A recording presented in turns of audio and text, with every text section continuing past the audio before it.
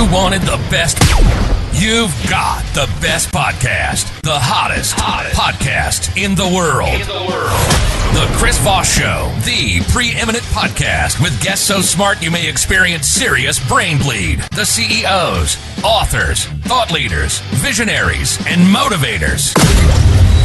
Get ready. Strap yourself in. Keep your hands, arms, and legs inside the vehicle at all times, because you're about to go on a monster education roller coaster with your brain. Now, here's your host, Chris Voss. Hi, folks. Chris Voss here from thechrisvossshow.com.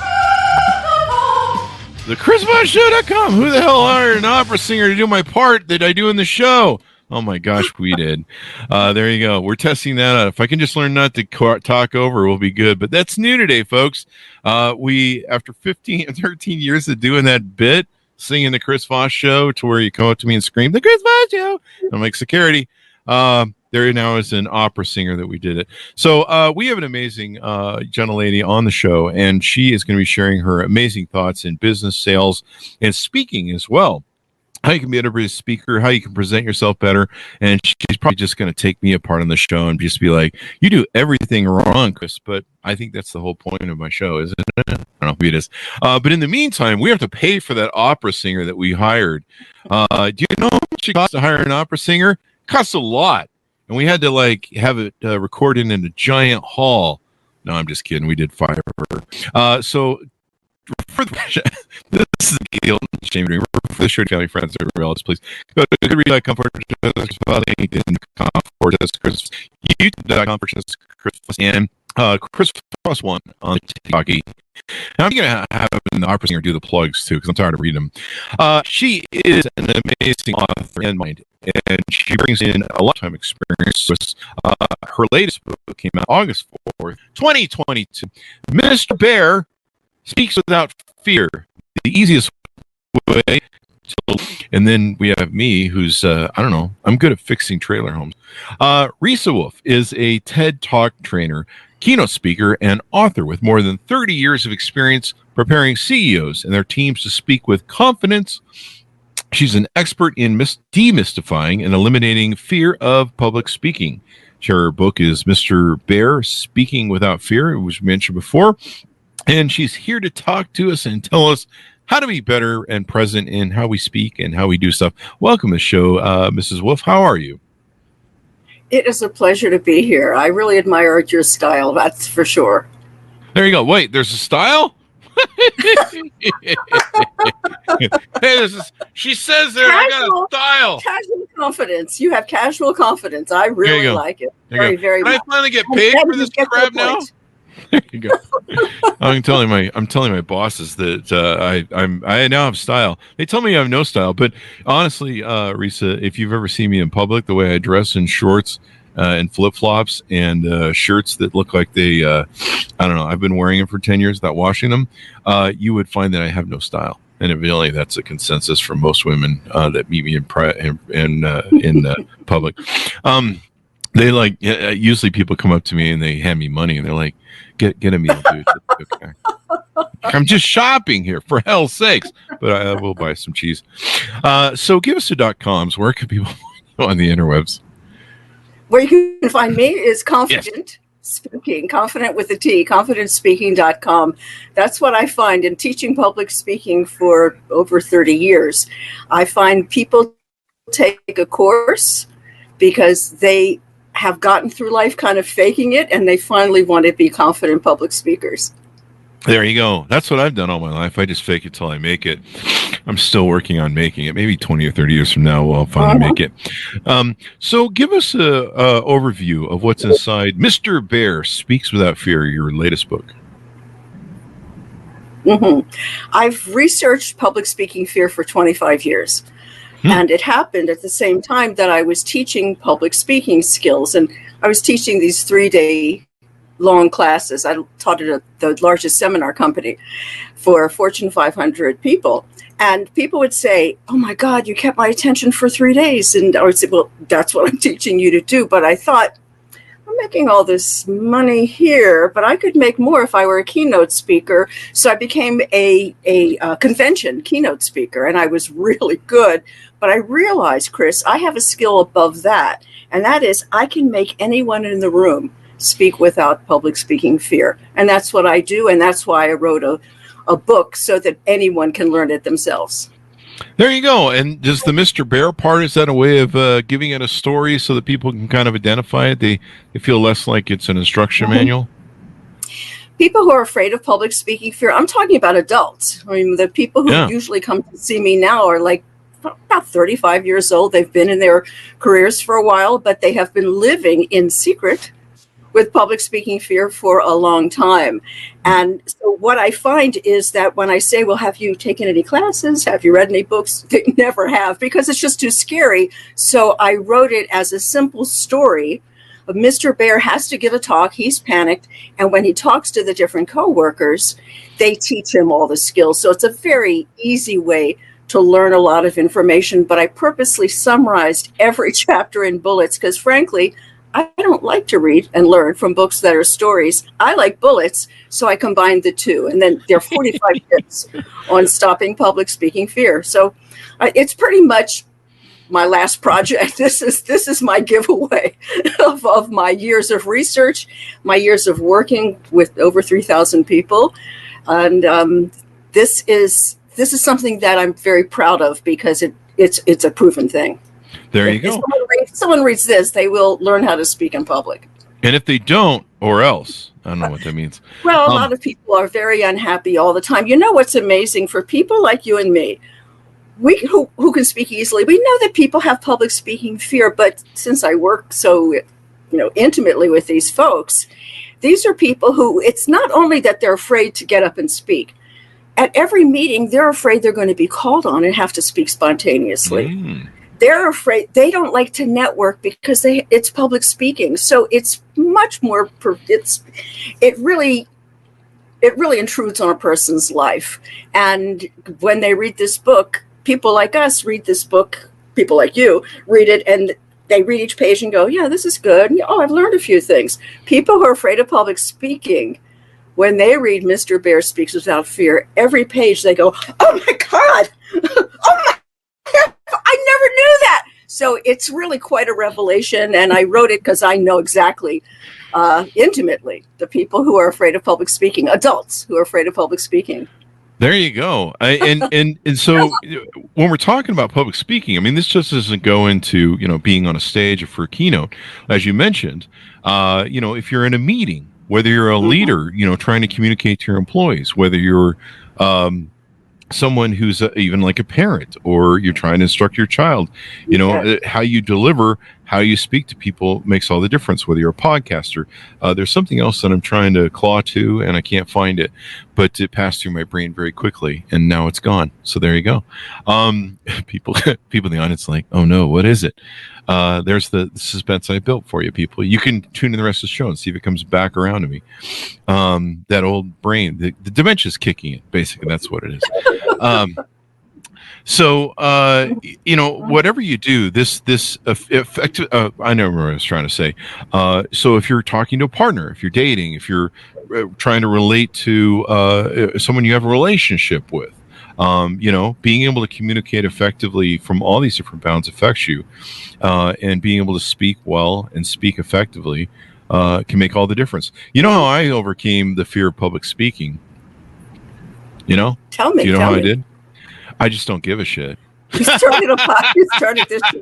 I just don't give a shit anymore. I quit caring.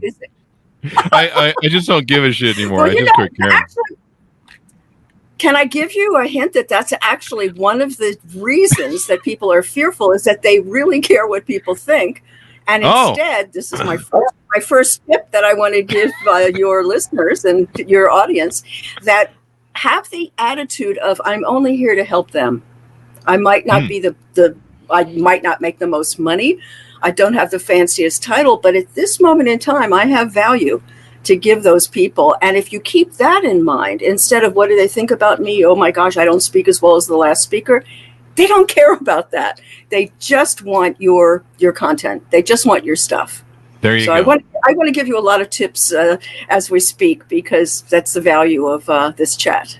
So, what is the core of why people fear public speaking? What are some of their fears, and why is that such a big deal for them?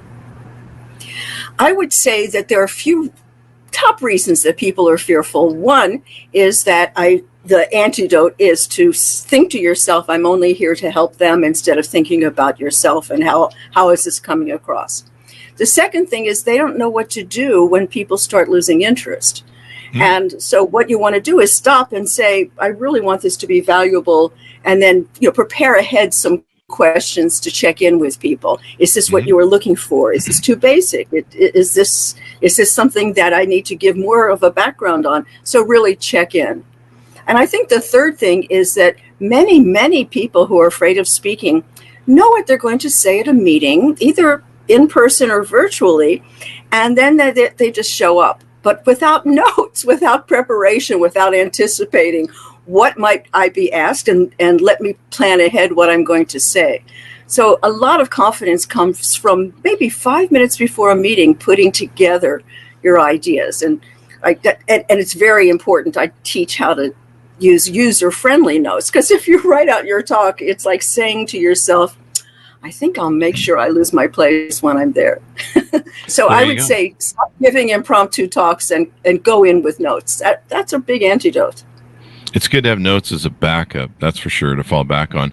But there are times where sometimes you have to change direction during a speech, because sometimes the audience is like, I've had people yell out questions during a speech, and I've been like, wait, so you want me to talk about that over there? Sure, if everybody in the room want to. Okay, let's do that. Exactly. Perfect. They're like, we know what you're talking about. We need to know how to apply it. That sort of thing. Now, you had the United Nations director call your book the best public speaking book ever. That's quite the endorsement. Thank you. There you go. Well, I didn't. It wasn't me. You wrote the book. I worked in the United Nations. I several different locations, but the longest location I stayed was 3 months in Rome. Oh, wow. Twist my arm. Someone had to do it. Yeah, that sounds rough. All that Italian food and all that stuff. Yeah, yeah, sounds it was really terrible. rough. All that pizza and stuff. There you go. So, is it a thick book? Is it a voluminous book? Is it going to take me a lot if I'm out there and I'm thinking I'm afraid of public speaking? Do I have to spend a lot of time with this? Actually, that's the whole point. When I realized that people who are afraid of public speaking fear, they just want to get it fixed fast. That's why I wrote it in a story form with the bulleted summaries. But look how small it is. It's not even the size of a regular book. It's purposely, everything about it is to make it look like a children's book. So when you pick it up, it's not threatening like a lot of those books are. Speak without fear. All those books are scary. Yeah. This is kind of friendly. And frankly, it could be read in an hour. Oh, really? Yeah. So it's not like War and Peace, huh? Yeah, it's like 100. It's 100 pages. Every page is packed, though. I can tell you that every page is packed. There you go. Now, you coach on your website, from what I understand. You do speaking training individually, and I guess coaching, you would say. You help people with their TED Talk trainers. There's a lot of people doing TED Talks now. Tell us about some of the work you do there. Have you ever noticed when you watch a TED Talk how they hold your attention the whole 18 minutes? I'm a TED Talk trainer. I'm the one who teaches them to do that. And I put some of those techniques actually in Mr. Bear Speaks Without Fear. So I do that, and that is really fun. That's even more, I think it's more work for someone to do even than a keynote speech at a convention, because it's more like a Broadway performance. But most of the people that I work with who find me on the web are people who are about, let's just say, 35 to 40 years old. They have gotten to high enough positions that they have to give a speech that's more scary than the rest. It's to a bigger group, or it's to more important people, or they've just taken a new job, or and actually sometimes I get people who say, I've even turned down jobs because it had public speaking, and now this job, wow, love this company, I've been here 8 years and now I got to speak. So that's why they're really, It's been their secret. Mhm. If you asked your friends, are you afraid of public speaking? They would reluctantly say yes, because they can speak 1-to-1 or 1-to-5. But as soon as it's a larger group, they just won't do it. There you go. So those are the people who find me. It's usually business owners, I would say medium-sized business owners and corporate types that are either C-suite or close to C-suite, and a fair amount of managers, but mostly I would say that's my demographic. Lots of technical people, engineers, lots and lots and lots of salespeople. You'd be shocked, because that's your specialty, that many salespeople are afraid to get up to do the big presentations at the conventions. There you go. The other way I got over the fear of speaking is extreme narcissism. And not giving a shit. So I guess that's a mix root. that with some dark triad, you got a perfect formula cocktail of ugliness. But no, I mean, I love entertaining people. I love making people laugh. It's when people laugh, it's like crack to my brain. I have one of those comedic brains. Yeah. But Chris, don't people say to you, "Oh my God, I could never do what you do"? Don't people say that to you? I could. That's never. because I suck at it, though. That's because I suck at whatever they're telling. I can never do what you do because you're an idiot. And I'm just like, I don't know. What's your point? So there you go. So you work with people. There's a lot of people doing these TED Talks now. There seems to be every week, you know, one of my friends is like, I'm doing a TED Talk. And so a lot of people are getting good at this. And evidently it's become a really good way to do these TED Talks for raising your brand, getting more speaking gigs and stuff like that. Oh, yes, no question. I would say that's one of the big reasons people do it. Either they have an idea that they want to share, or they have themselves and their company or their idea that they can be traced to, so people can purchase their stuff. And a lot of people do it simply so they can put it on their website, because it's a lot of credibility to do a TED Talk. And it makes all the difference in the world when you can speak, when you can, you know, I think a lot of people, this comes a lot up on the show with authors and stuff talking about this, but imposter syndrome. And I think a lot of people have a challenge with that, don't they? When they speak, is like, yeah, maybe I'm full of shit. You know, I don't know. Do you want me to make some comments on that? Yes, if you would, please. So that's usually why we ask questions on the show, Risa. I'm teasing you. Noted. Thank you. I'm teasing you. No, please. The imposter thing is that people still have a self-image of them like when they were 21 years old. So they come to me and say, you know, when I was new in the business, I didn't know anything. And when I gave my talk, this guy just humiliated me in public, and I've just been fearful ever since. Wow. But now they're 35 and they've become kind of expert in their area, and they actually have something to say. So I say to them, well, let me ask you this. If you were in your current company and that same guy who did that to you walked in and did that to you, what would you do now? Oh, well, now I would, and they would say what they would do.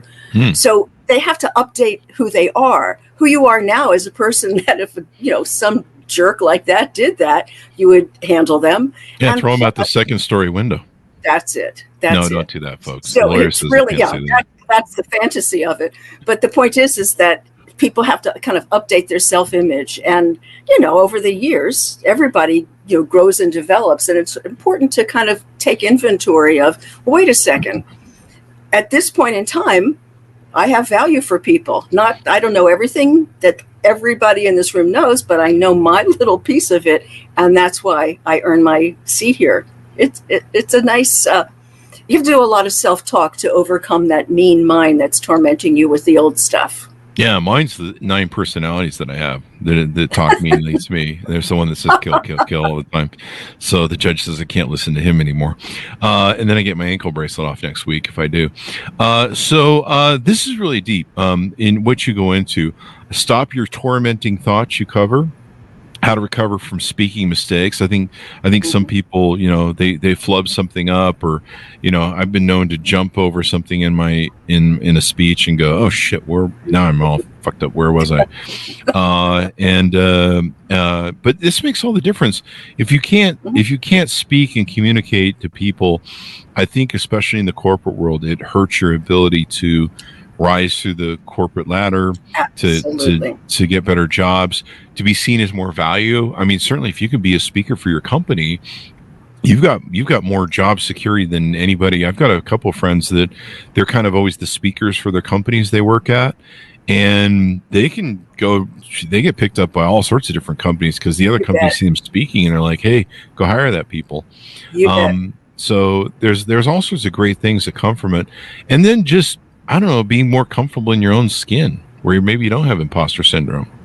There you go. There you go. Yeah. I think that. Yes. So on your website, how do people work with you? How do they onboard with you? How do they reach out to you and find out, if working with you is good? What sort of services you offer? I noticed in your training, there's several different services you have on your website. Well, the first thing is that people usually find out about me because they've heard about Mr. Bear Speaks Without Fear. But sometimes people just find me SEO, just searching public speaking fear. And the good news now is that I would say even before Zoom, I was using Skype and doing one-to-one training because I'd say pretty much 6 years into my career, ages ago, I started to do international training. I would meet someone maybe in the States, but then they would have me do, a program for their company online, and I'd be getting up at 4 a.m. to do it in different parts of the world. But the point is, right now, people find me, individuals, they often pay for their services themselves. They don't need the company to know that they're doing this. We meet on Zoom like this. I'm no nonsense. Yes, you can see even now I really get to the point. And I would say an important thing to know about me, in one reason that I work so quickly, is that I studied with the man who invented cognitive therapy, Dr. Albert Ellis. And that's why I work so fast. That's why I work so fast. And it's really, when people, I say sometimes, so have you taken courses or, have you worked with, oh yes, I'm seeing a therapist now. And all I can think of is, I think you might want to consider another therapist if you've been working with someone and you still have this fear, because pretty much in the first 4 sessions, it's gone. It's gone. Yeah. And that's the thing about cognitive therapy. It's not covered up like, here's how to cope with your fear. Oh, no, it's eliminated.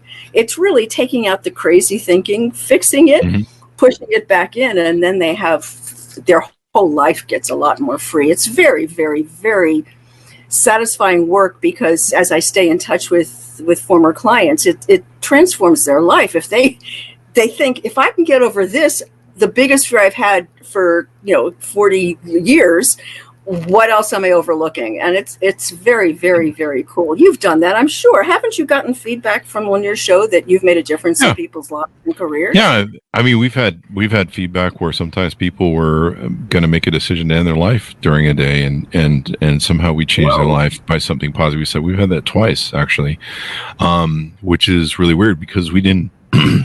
That wasn't our intention.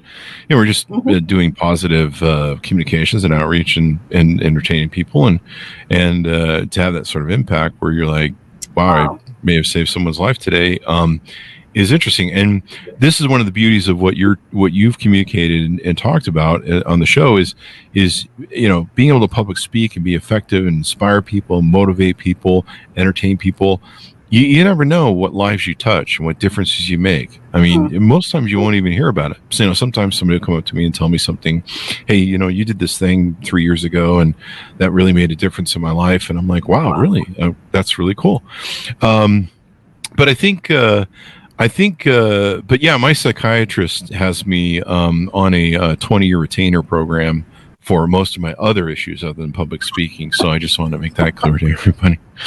Get professional help. He's currently, it's either that or the frontal lobotomy, and that's still up for grabs. So people who listened to the podcast for 15 years ago, I thought he already had the frontal lobotomy. Anyway, so people can do a complimentary 15-minute first step call with you to get the question answered, see if you guys are a fit. That's a good option to have, right? Yeah, they go to confident, with a T, confident speaking.com and just do a contact us, fill it in, and 15 minutes, no obligation. A lot of times people just want to finally tell someone the truth. There you go. And you deal with the executives of companies and different things. Do you find that they usually like that discreet sort of training? Like they don't want to announce like, hey, I'm learning to speak over here, Bob, they're in the office place? Oh, no. They don't want anyone to know because these people have risen pretty high faking it. So they don't want anyone to know. I mean, part of who they are is this their image. Oh no, I'm the best kept secret for a lot of people. But you know what's great is I allow people to call me in between appointments. Anyone can have 5 minutes with me. So if they, email, oh my God, I've asked me to speak it, write me a better opener. Anyone can have 5 minutes with me. So it's a real ongoing, intense experience, and people are healed. But it's our little secret. Fine there with you me. go. I don't care. It's very. Can you imagine how pleasing this field is for me? I studied this for 25 years. I'm giving 25 years of fear of public speaking research into each person. It's very, very exciting for me. There you go. And it's important to read the book too, even if you have you've maybe public speaking before. I mean, the one thing about public speaking is you can always get better and better. So you can read the book even if you are, a novice or you feel you're an advanced speaker, because the more sort of tips and tricks you can come out with, and of course practice is so good. Being in the mindset of pre-programming stuff in your brain, I think helps as well. Being confident, being narcissist where you don't give a shit about what anybody thinks, that helps too as well. What are things that we haven't talked about that we should tease out that are in the book? One thing that's important to know is to recognize that when you make mistakes, you just fix them and keep talking. Most people, when they're in front of people, they fear making mistakes because, if I make a mistake, they'll think, and then fill in the blank of, I don't belong here. Why is she there? Why is he in front of us? All those other things. And then here's the deal about fear. Once fear raises, the brain stops. And that's why sometimes people go blank as they're speaking. Oh, it's horrific. It's horrific. It's horrific. It's a thing that when you wake up at 4:00 in the morning, the night before speaking, thinking, what if I make a mistake? So here's the antidote to mistakes. You know how everybody here who's listening, everyone in the audience, when you're saying to your friends, let's meet on Wednesday, Thursday, when you make a mistake, you just fix it and keep talking. If you say, let's meet at 3:00, let's meet at 2:00. So when you make mistakes with friends, it's perfect that I should make a mistake then. When you make a mistake with friends, you just fix it. And so the same thing in front of people. So I do suggest that you rehearse aloud anything that you're a little concerned about, even if it's just a section of your talk that you don't usually give. And as you rehearse aloud, you will make mistakes, because speaking, when you speak, you make mistakes. That as you make mistakes in your rehearsal, you fix them and keep speaking. In other words, get used to what's going to happen in real life, which is you will skip a bullet, you will trip over something, you will forget to say how to say that word in English. So rehearse getting over those and just getting to your talk. I just usually own it and roll through it and take I just did that early in the middle of the show. If you notice, when I couldn't remember one of the points I wanted to make, I just own it and I just take people on a journey with me, and they actually follow, because they're like, wait, where's he going now? Wait, he's going someplace. What the hell? What the hell's going on now? He's off on. He's off going someplace. Where is he going? And I don't know if it works, but people seem to not care or listen. Oh, but you're right. It's just saying, I said, rehearse this.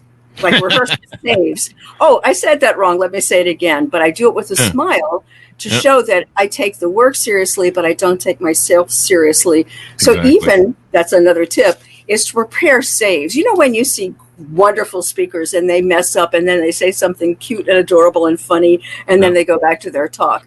Well, they use that cute and adorable and funny thing all the time.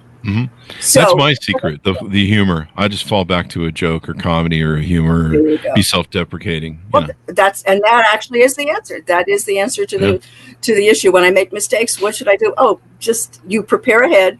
You can joke about it. If you're giving a serious talk, then you say, "Oh, just a moment. Let me say that better."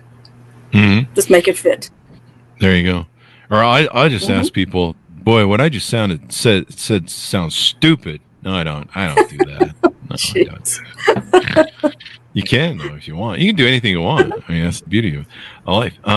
So the other thing you teach people, I thought this is really interesting. When you don't know the answer, you will know what to do and say to maintain your authority and credibility. This is one of those important things that CEOs and a lot of leaders need to have. That sometimes when there's an art form to when you don't know an answer right away, or maybe you're trying to figure out what question's coming at you, especially if you meet the media. And this can help with media as well if you're in the front PR sections of dealing with investors or media people, and being able to analyze the question and think about it, and not give that instant response that might end up in some PR kerfuffle, or you end up sounding like an idiot, or you don't sound like you know exactly if you're up on the topic.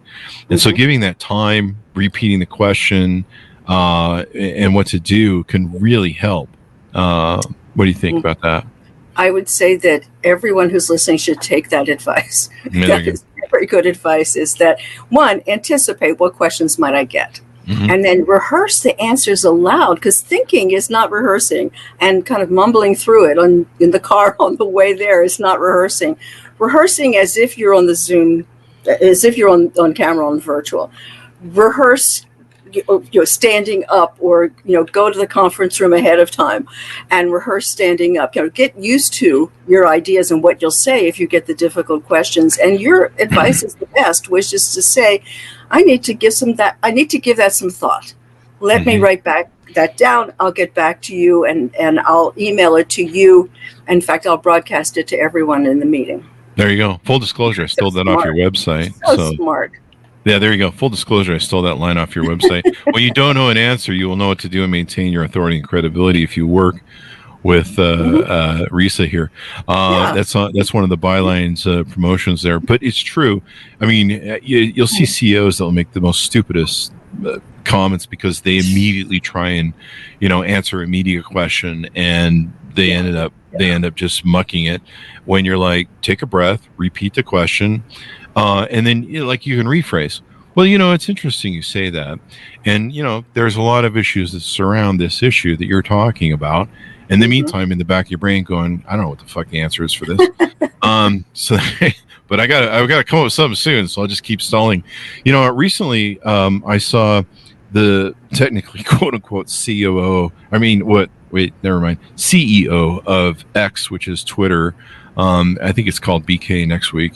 And I recently saw her on a tech show, and the person who was interviewing was very combative. It was almost like a cat fight. I don't know if you saw this. But she was getting peppered pretty hard, and she was getting hard questions too. And she was being incredibly evasive because I don't know. That's all you can do when you're the pretend CEO of a company that Elon Musk runs, and you're really just the COO. And he's, of course, doing controversial shit that now you're on stage having to answer questions about. And she was doing a really interesting job of evading, but stalling and also diversion. And a lot of people, she got a lot of crap for it, especially from some of the tech really good tech journalists. But when I really watched what she was doing, I was watching how she was doing what we were talking about, where if you don't know an answer or you don't want to answer a question a certain way, how to still try and maintain authority and credibility and control. And it was a lot of work she was putting into it and roundabout, but just watching the art form of it and how she delivered it, I don't know what worked out better for her, but the answers that she didn't want to give probably wouldn't have worked out better anyway. So, it's kind of one of those things when the media's peppering you, or maybe you're getting questions from employees or investors, you're at that big investor annual thing. There's maybe some questions you don't want to deal with. or you don't want to disclose certain things. Maybe you're a politician. Maybe you're a parent who doesn't want to explain to the kid, what certain things are that they found on their Google search. You got to have that political sort of spin answer. So all these different things can really help do better when it comes to leadership, speaking, and communicating. That's my point. I would say I completely agree. And if I can add to what you said, that the big thing is if you know that something's messed up and you're going to get a lot of questions about that, you have to think of what questions will I get and write down the answers you're going to, make an outline of the answers you're going to give. And most importantly, what are the worst questions I can get? What are the ones I hope I don't get?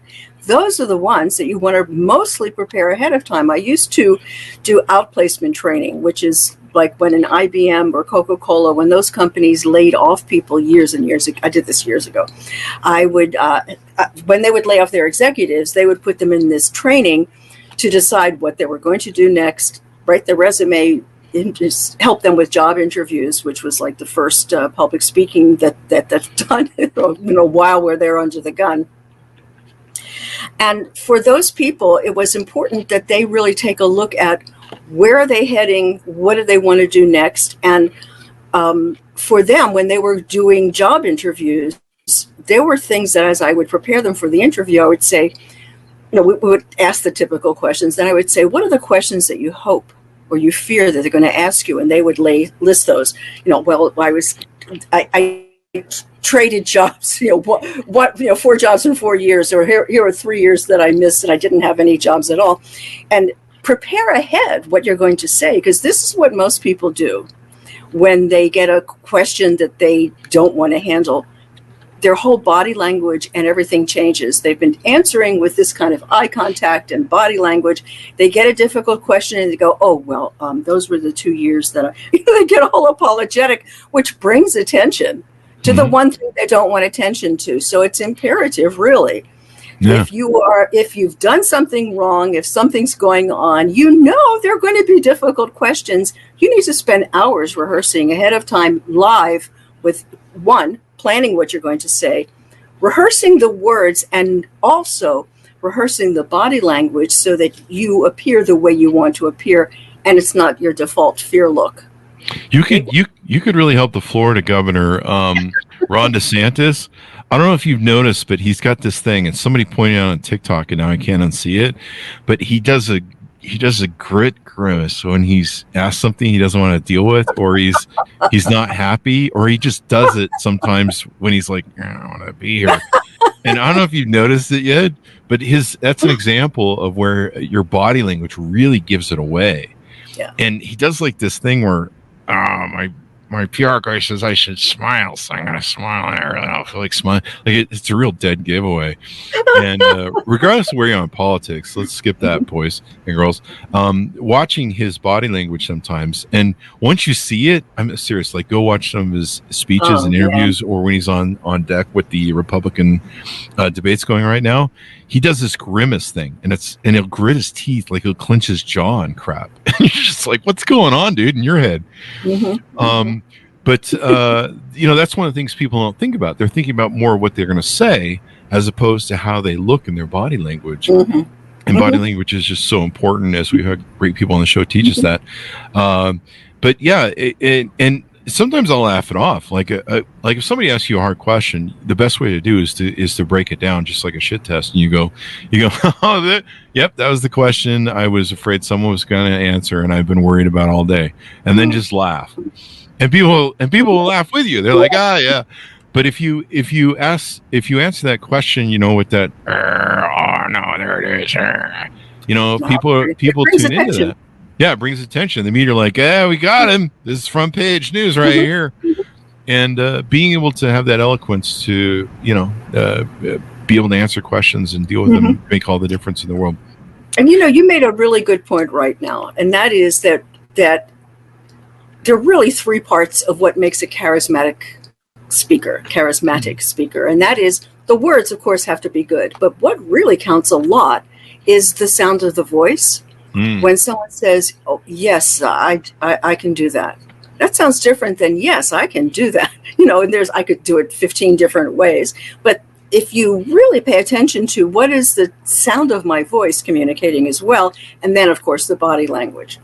Yeah, those all make a big difference. And many people, I guess people who are afraid of public speaking, but I would say generally when I taught public speaking to these Fortune 500 people, these executives, that most everyone was concerned about the words. And it's really your demeanor and your way of being with people that gets your message from your head into side of their head.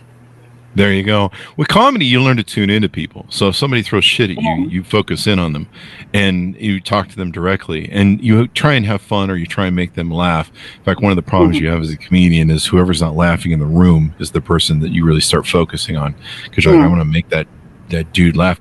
But yeah, if you're responding with, well, I'm glad you asked me that question, you're folding your arms and putting up body language that make you like this again. Different body language. Like, I'm serious. If you go, everyone in the audience is gonna be like, we're gonna go watch Ron DeSantis right now. But if you see the grimace thing, right, the lockjaw thing, and he actually does this with his teeth, you'll see him grind his teeth, and it's like, and you're just like, holy crap. I'm surprised someone hasn't let him know that he shouldn't play poker. Yeah, and I didn't ever see it until TikTok. Somebody went, have you ever noticed what Ron DeSantis does? And now, like, I can't see it because the whole time I ever see him on TV, I'm like, see that grimace there. And so yeah, someone should fix that for him. But it's a great example of body language and how to do things. So as we go out, Risa, give us your final thoughts. Tell us how people can onboard with you, work with you, et cetera, et cetera. I would say the first thing to do is to go to Amazon and get Mr. Bear Speaks Without Fear, because it really, if you get it tomorrow morning, by tomorrow night, you will have so little public speaking fear. Plus, you'll have written the next talk you have to give. As you learn how to write, just choose the subject of the talk you have to give in 6 weeks. And if someone wants to see me, just go to confidentspeaking.com and contact me, because it's really an opportunity to see, could I be helpful to you if you work one-to-one. I would say that if what I'm saying at all in this interview is resonating with you, it means a part of you wants to get rid of this fear. You don't have to use me. You don't have to read my book, but do something to help yourself, because this is a fixable problem. It does require reprogramming your brain, but isn't it worth it? Because you have a bunch of junk in your brain that's making you crazy. So the point is that if you have public speaking fear, or if you're a good speaker and you want to learn TED Talk tips, those are learnable. And I would say the takeaway is, when you see someone who speaks well and you admire one little thing they do, just imitate that for a week and it'll be yours. There you go. Well, give us your .com, Risa, so people can find you on the interwebs. Okay. It is confidentspeaking.com, and you can contact me there. And you can ask, I'll answer a free question. Be my guest. There you go. Thank you very much, Risa, for coming on. It's been insightful and fun to have you. Back at you. There you go. And thanks to our audience for tuning in. We certainly appreciate you guys. As always, please go give us those 5-star reviews on iTunes. Help us pay for the operatic singer we hired for the intro plug. Go to goodreads.com/Chris Voss, youtube.com/Chris Voss, linkedin.com/Chris Voss, and Chris Voss, one on the TikTok. Tell all your friends. That's all we need. It's free. You just call somebody up and say, hey, go subscribe to the Chris Voss Show, or else. Anyway, guys, don't do that. Thanks for tuning in. Be good to each other. Stay safe. And we'll see you guys next time. And that should have us out.